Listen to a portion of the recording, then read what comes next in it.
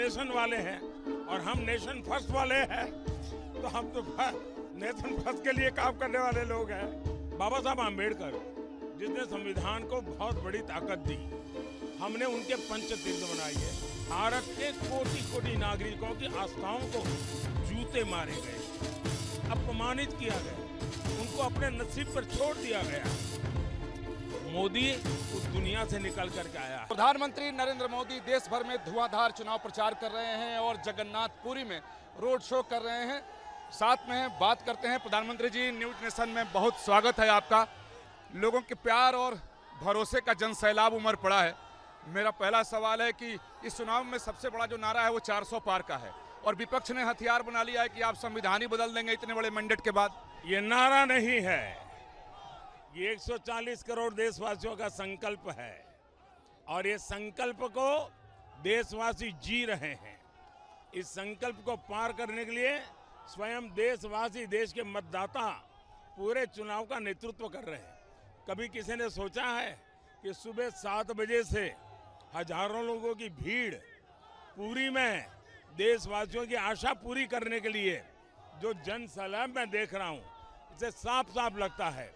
और जब आप तो न्यूज नेशन वाले हैं और हम नेशन फर्स्ट वाले हैं, तो हम तो नेशन फर्स्ट के लिए काम करने वाले लोग हैं। मेरा सवाल है कि पिछले 10 वर्षों में देश का आर्थिक उन्नयन हुआ है, राजनीतिक परिस्थिति बदली है और एक धार्मिक पुनर्जागरण सा देखने को मिल रहा है कि राम मंदिर बना, काशी कॉरिडोर, महाकाल कॉरिडोर, बाबा केदार का निर्माण।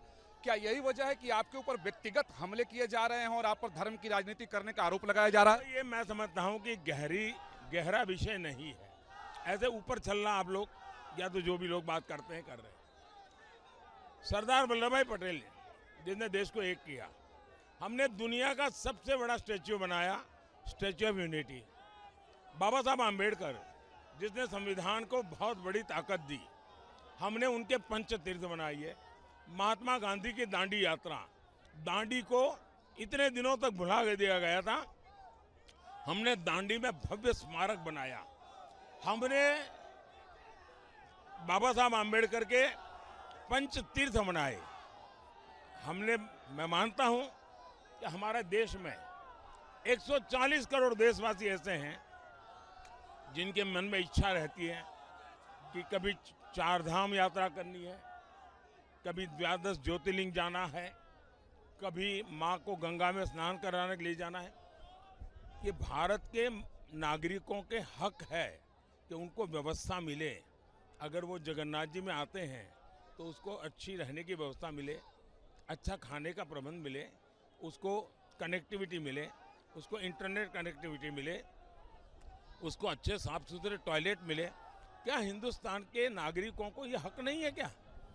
75 साल तक भारत के कोटि कोटि नागरिकों की आस्थाओं को जूते मारे गए हैं, अपमानित किया गया, उनको अपने नसीब पर छोड़ दिया गया है।